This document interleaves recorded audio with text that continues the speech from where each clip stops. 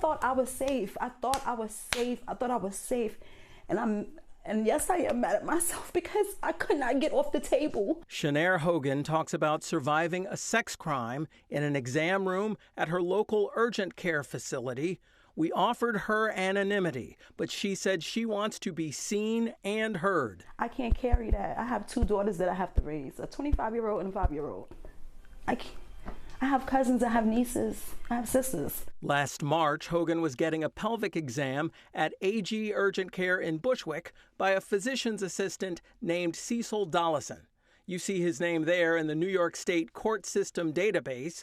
That's because he pled guilty to forcible touching in the pelvic exam that happened last March. The Brooklyn district attorney confirmed that the physician's assistant agreed to do a year of sex offender training, which will reduce his charge, a misdemeanor, to a violation. The woman he was examining says it was demeaning. He said, well, sometimes guys don't know that it takes other ways to satisfy a woman.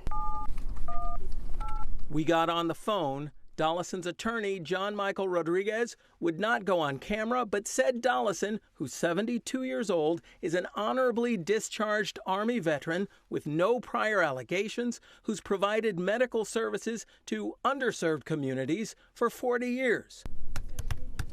We've also reached out via email multiple times over 2 weeks and by phone with AG Urgent Care with no response as yet. Shanair Hogan is a specialist at a violence interrupter nonprofit called King of Kings. The organization she works for works here in the community. Among the many things they do is help people cope with trauma.